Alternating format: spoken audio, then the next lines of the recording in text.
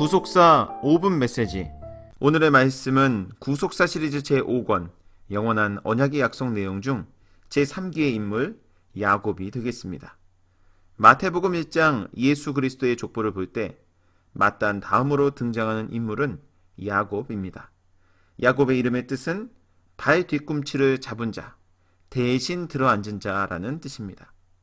야곱이라는 이름은 구약에서 단 한 사람에게만 사용되었는데 그가 바로 아브라함의 손자이자 이삭의 아들인 야곱이었습니다.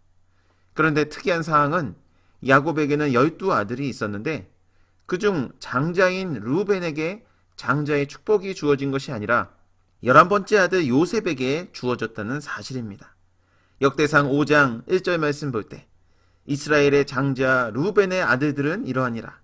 르우벤은 장자라도 그 아비의 침상을 더럽게 하였으므로 장자의 명분이 이스라엘의 아들 요셉의 자손에게로 돌아갔으나 족보에는 장자의 명분대로 기록할 것이 아니니라, 이렇게 말씀하고 있습니다. 그래서 실제로 장자에게는 2배의 축복이 주어진다는 신명기 21장 15절에서 17절 말씀 그대로 요셉은 그의 아들 에브라임과 므낫세가 각각 독립된 지파로서 기업의 분배를 받음으로 2배의 축복, 즉 장자의 축복을 받았음을 성경을 통해서 확인할 수 있습니다. 그런데 놀랍게도 예수 그리스도의 족보 제3기를 보면 야곱 다음에 대를 이은 사람은 요셉이라고 말씀하고 있습니다. 마태복음 1장 16절 말씀 볼 때 야곱은 마리아의 남편 요셉을 낳았으니 마리아에게서 그리스도라 칭하는 예수가 나시니라, 이렇게 말씀하고 있습니다. 따라서 예수님의 족보에 기록된 요셉은 예수 그리스도의 아버지로 기록되는 당대 최고의 축복을 받은 것입니다. 그런데 더욱 놀라운 사실은 야곱이 예수 그리스도의 조부가 된 것이 하나님의 주권적인 섭리 가운데 이루어진 축복이었다는 사실입니다.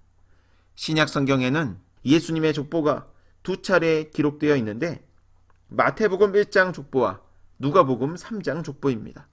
여기서 한 가지 눈여겨봐야 할 부분은 마태복음 1장 16절에서는 요셉의 아버지가 야곱으로 기록되어 있고 누가복음 3장 23절에서는 요셉의 아버지가 헬리로 기록되어 있다는 것입니다.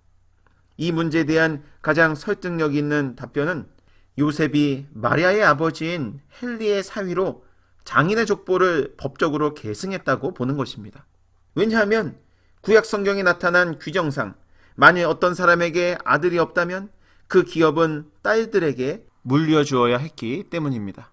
이런 경우 그 딸들은 그들의 기업을 지키기 위해서 같은 지파의 남자와 결혼해야 했습니다.